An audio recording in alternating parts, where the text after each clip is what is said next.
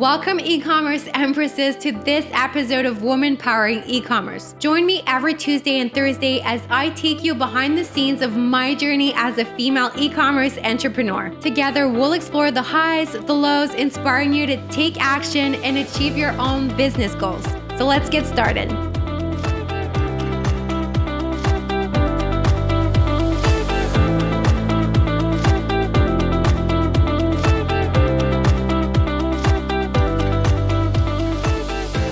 So for today's topic, I want to talk about the employee mindset versus the entrepreneur mindset. Not long ago, I realized how far I've come in terms of mindset. If I go back 10 years ago, approximately, just before I started my business, it's actually pretty scary, all and everything that I've done and the change I've seen in myself. I went from being really negative. I was fearful. I can almost say always stressed. I was not in a good place mentally, and I had to work on myself, and I did that. And one of the things that really helped me is going from an employee to an entrepreneur. I did not know that doing and taking that step, it would bring me so many changes in other areas of my life that I did not see coming, but I'm really, really grateful for it. So if you don't know, my background is in dental hygiene. I was, a dental hygienist. And even prior to that, I was a dental assistant. I started working when I was 15, 16 in that field. So it was I've always worked there in that field. And that was prior to starting my own business in 2013. So yes, that's 10 years ago now. So I've come such a long way. And little did I know I'd have to make a 180-degree turn in my mindset. And that's what I did. I didn't know back then, but like I said, having my own business would also be the catalyst to changing how I thought by a lot, just because I didn't have a choice. I had to do it if I wanted to succeed. And I want to share with you how I transitioned from an employee mindset to an entrepreneur mindset. And this mindset shift was much needed to be able to, like I said, to run my e-commerce business that I started 10 years or so ago, and to feel ready to take on not only the challenges, but also the accomplishments, and just accept the fact that you're actually growing and doing things right, and just being able to take on that, any little successes, big or small, that came my way. So I want to start this first episode with this because having the right mindset is the foundation to any entrepreneurial success. I kind of jotted down or thought about what makes the employee different in the way they think compared to an entrepreneur. Like I said, I came from very far. I used to be a very big believer in being an employee, and the reason for that is simply for the security, the stability. I thought that being an entrepreneur was the most unstable thing you could do. I was wrong. Yes, now I know. And that was just my belief at that time. I also was not a risk taker, and I couldn't do it. I ran away from risk, literally. I just decided if it included any risks, I would not do it. The reason why is because I asked myself, what if I fail? Like, what's going to happen next? I just thought it was too crazy to think about. So mainly driven by fear, all those ways of thinking. And I wasn't used to thinking on my own either. I was always the good girl. I learned in school to, be good in school, impress my bosses at work, follow instructions, and rely on others for direction, and wait for them to tell me what to do next. So I like being a good employee. I was satisfied in that areas, and I was, again, not driven by the right things. Those were my insecurities speaking. Those were my fears speaking. And I'm not saying that all employees will think this way, but a lot of the time, the reason we choose to be an employee is just we don't want to take the risk to start our own business or think differently and things like that. So I think it was maybe the easy way, and that's the only thing I was taught. And also, if I failed, even when I started my business, I thought that, I mean, the shift doesn't happen overnight, right? Well, if I failed, it broke me down. Like I took it personally. I thought I wasn't good enough. I would be super stressed, anxious, only to name a few. So as you can easily see, these traits can easily impact personal growth and entrepreneurial aspirations.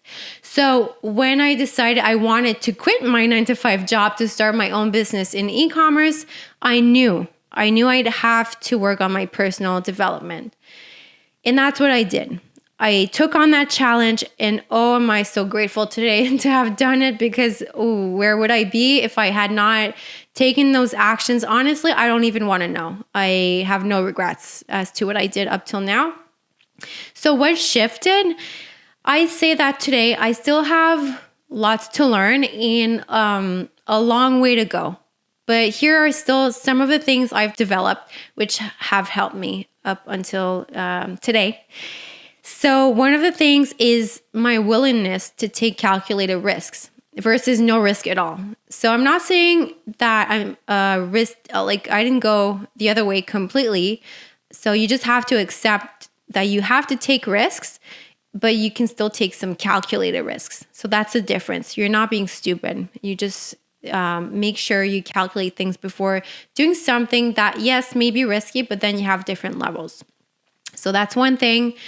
You also have to accept to create your own path. That's what I did. There isn't always a playbook or procedure somewhere for everything. Sometimes you have to go with trial and error. So sometimes I win, sometimes I lose, and even up to today. And I learned to live with it. And we learn as we go, and we have to be okay with that. So also now, the way I see failure has changed.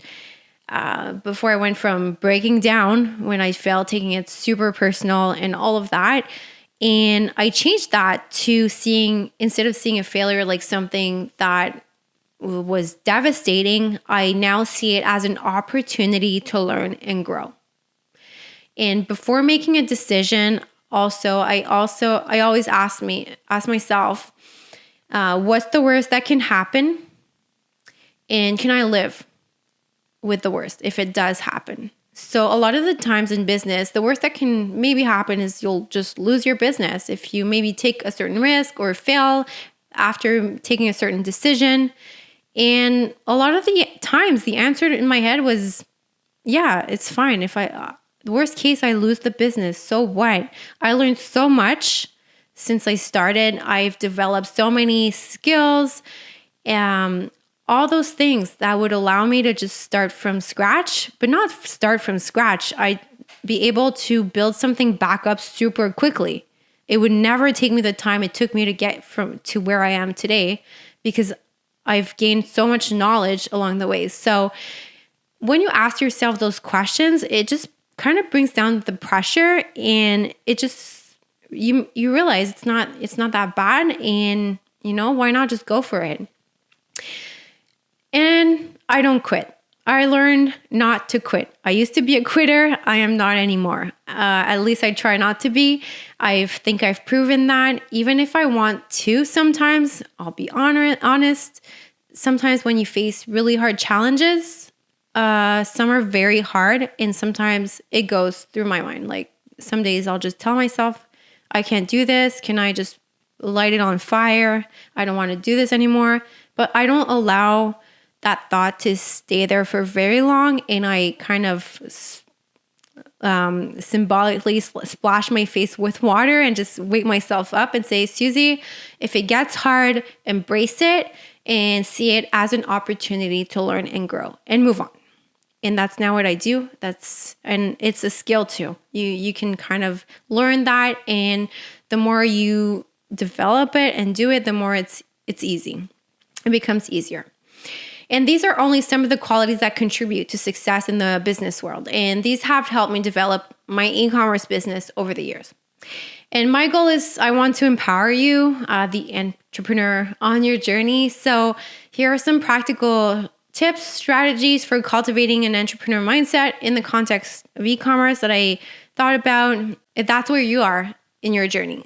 So to gain that mindset, one thing that really helped me is read. And I've heard this quote before: what you read today is what you'll become in 5 years. So true. So true. So any non-fictional books, definitely, that's the number one thing. It's the cheapest thing to do and to help yourself. So please grab a book, read at least a few pages a day, and you'll see the transformation it'll have on you.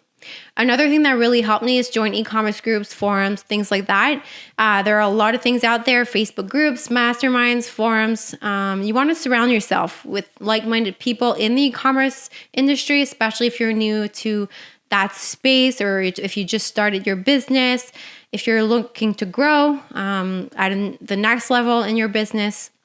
That's definitely something you want to do. Listen to some podcasts on e-commerce too. During your walk, during your car. That helped me a lot too. Usually when I go out on a walk, I just choose a podcast to listen to, and I just kind of absorb all of that information. So a few key insights. It's important to recognize the difference between an employee mindset and an entrepreneur mindset and how they influence success in your business. I've come a long way, but I still analyze myself and see improvements I want to make. So this is just like a never-ending journey. You just want to continuously, work on yourself. That's very important. Embrace calculated risk-taking. That's definitely something you have to learn to do. You want to create your own path. Be okay with that. Making some decisions that you don't have answers to, or no one told you to do that, or you're not sure what the right thing to do is. That's fine. And live with your wins, live with your failures. That's fine. That's how we keep moving. And those are just some of the key components of an empowered entrepreneur mindset to me. And seek continuous learning and cultivate an entrepreneurial mindset this way. So I encourage you to reflect on your mindset. Consider how you can embrace this type of a mindset. It's going to serve you so much, not just in business, just in life in general, to just reach your goals. And before we wrap it up, I would like to express how much it would mean to me if you could take a moment to rate and share this podcast or episode. Your support is crucial in helping us reach and inspire more women entrepreneurs in the e-commerce business. Thank you for being part of this journey with me. I hope you gained some valuable insights and inspiration today to keep learning, growing, and taking action towards your goals. See you in the next episode.